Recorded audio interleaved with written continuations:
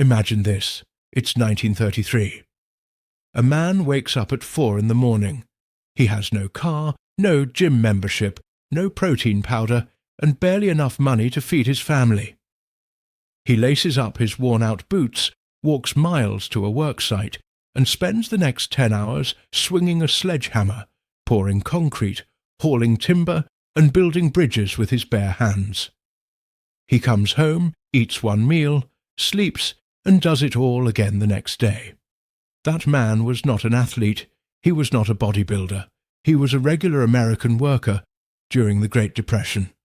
And the crazy part, he was probably stronger, tougher, and more physically capable than 90% of the men walking into gyms today. So what was he eating? What fueled that kind of strength when money was almost non-existent? Today we are going back to one of the most powerful and forgotten meals in American history. A meal that cost just 14 cents, fed an entire family, and built the iron backbone of a generation. Stick with me, because by the end of this video, you are going to want to make this for yourself. Welcome back. If you are new here, this channel is all about going back to the roots. Real food, real strength, real history. And today we are diving deep into one of the most remarkable chapters in American culinary and physical history. The Great Depression lasted from 1929 to 1939. During that decade, roughly a quarter of the American workforce was unemployed. Banks collapsed, farms failed, entire families were living on almost nothing. The average American household was spending less than 25 cents a day on food, and that is for the whole family. And yet, look at the photographs from that era. Look at the men building the Hoover Dam. Look at the workers constructing the Empire State Building in just 410 days. Look at the Civilian Conservation Corps, young men who were planting 3 billion trees, building trails, and doing manual labor in every kind of weather across America. These were not soft men. These were not men who needed a pre-workout or a recovery shake. They were operating on the rawest, most basic nutrition imaginable, and they were absolutely built. The question is why? What were they eating? And can we learn something from it today? The answer is yes. And it all starts with one humble, almost laughably simple dish. The meal. The meal we are talking about today is Depression-era bean and cornbread. It sounds simple because it is. But do not let the simplicity fool you. This was one of the most nutritionally complete, calorie-dense, protein-rich meals a person could eat for the least amount of money. And in the 1930s, that was not a luxury, that was survival. A pot of beans and a skillet of cornbread could feed a family of 5 for well under a quarter. Depending on the region, the beans of choice were pinto beans, navy beans, or great northern beans. They were dried, so they were cheap and they lasted forever. A 5-pound sack could cost a few cents and last a family more than a week. Cornmeal was equally affordable.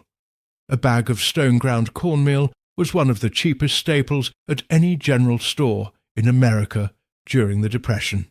Together, beans and cornbread form something that nutritionists today still marvel at. Beans are packed with plant-based protein, complex carbohydrates, fiber, iron, magnesium, and B vitamins. Cornbread, especially made with whole cornmeal, provides a different amino acid profile that actually complements the beans perfectly. Together, they form what is known as a complete protein, meaning your body gets all the essential amino acids it needs to build and repair muscle tissue, without any meat, without any supplements, without any modern nutrition science.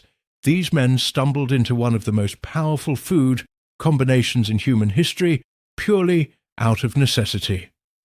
Let's break down exactly what went into a classic Depression-era bean and cornbread meal and what it was actually giving the body. A single cup of cooked pinto beans contains around 15 grams of protein, 45 grams of complex carbohydrates, 15 grams of fiber, and significant amounts of iron and potassium. Now multiply that by the fact that these men were eating large portions after burning thousands of calories in brutal manual labour, and you start to understand why their bodies held up the way they did. The cornbread was typically made with just cornmeal, water or buttermilk, a pinch of salt, a bit of baking soda, and maybe a small amount of lard or bacon grease if the family had it. It was baked in a cast-iron skillet over a wood stove. No sugar, no fancy ingredients, just fuel. Pure, dense, slow-burning fuel. And here is something fascinating. The fat from the lard or bacon grease, which many people today would immediately be afraid of, actually served a critical function. Fat is necessary for absorbing fat-soluble vitamins, for hormone production, and for sustaining energy over long periods of physical work. These men were not eating excessive fat, but they were not afraid of it either.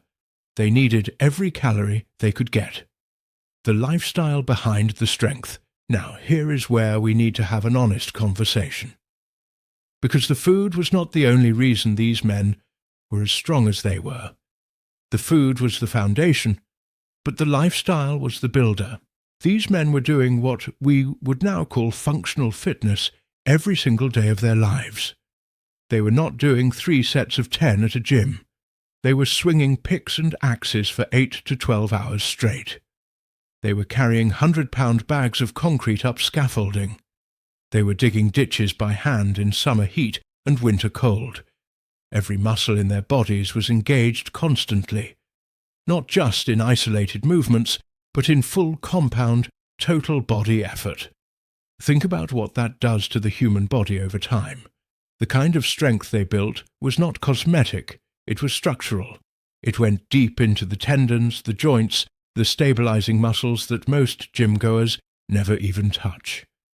It was the kind of strength that allowed a man to work from sunrise to sunset and still have enough left in the tank to walk home and help his wife around the house, and the sleep. Without electricity being widespread or affordable, most of these families went to bed when the sun went down. They were getting 8, 9, sometimes 10 hours of actual deep, natural sleep. No blue light, no scrolling through a phone at midnight. No stimulants keeping them artificially awake. Their bodies had every opportunity to recover, to rebuild, to grow stronger overnight. Combine 10 hours of brutal physical labor with nutritious whole food and deep uninterrupted sleep, and you have a recipe that no modern supplement company can replicate. Not one. There is also something to be said about the mental side of things. These men were not working out for aesthetics. They were not chasing a six-pack. They were working to survive, to provide, to build something that mattered. That sense of purpose, that drive, that absolute necessity is a kind of psychological fuel that is very hard to manufacture in the modern world. But it existed naturally for every working man during the Depression, and it pushed their bodies to adapt to demands that most of us will never come close to in a lifetime of gym sessions. How to make the meal today. All right, let's get practical, because knowing about this meal is one thing, but actually making it and experiencing it for yourself is something completely different. Here is how you make a classic Depression-era bean and cornbread meal from scratch. For the beans, you start with 1 pound of dried pinto beans. Rinse them thoroughly, then soak them in cold water overnight. This step is important because it reduces cooking time and makes the beans easier to digest. The next day, drain and rinse them again, then put them in a large, heavy pot. Cover them with fresh water by about 2 inches. Bring the pot to a boil, then reduce to a low simmer. Add a ham hock if you have one, or a few strips of bacon, or even just a bay leaf, and some salt if you are keeping it fully plant-based.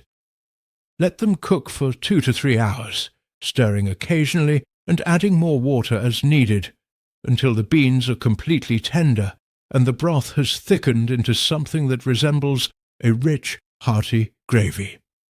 Season generously with salt and black pepper towards the end of cooking. For the cornbread, you need 2 cups of stone-ground cornmeal, not the sweet kind, not the boxed mix with added sugar and preservatives. Real cornmeal. Combine it with 1 teaspoon of baking soda and 1 teaspoon of salt. In a separate bowl, mix together 1½ cups of buttermilk, 1 egg, and 2 tablespoons of melted lard or butter. Combine the wet and dry ingredients until just mixed. Do not overstir.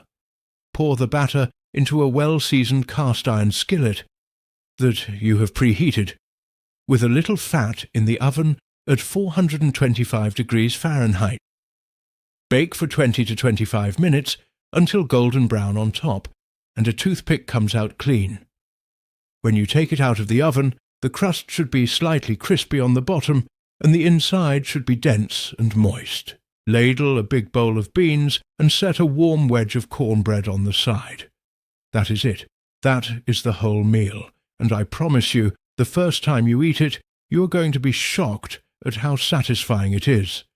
It is not a sad poverty meal, it is a deeply nourishing, intensely flavourful, genuinely filling meal that leaves you feeling strong and grounded in a way that a chicken salad and a protein bar never will.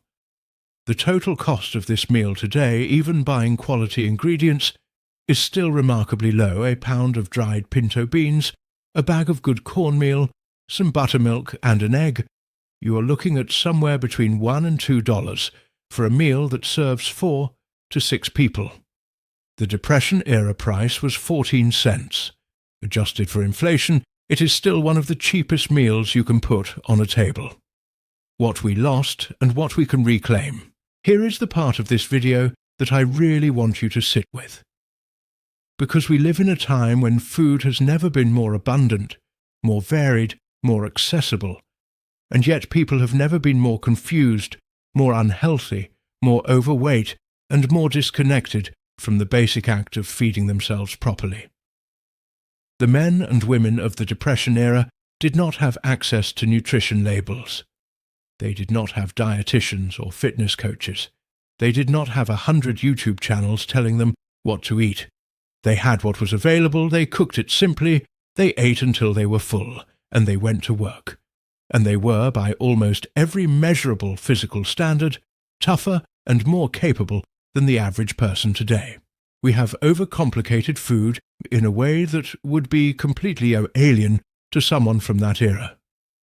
We have outsourced the cooking to fast food corporations. We have replaced whole foods with engineered products, filled with chemicals designed to make us eat more and more while giving our bodies less and less of what they actually need. We spend more money on food than any generation in history, and yet we are sicker, weaker, and more exhausted than they were on 14 cents a day.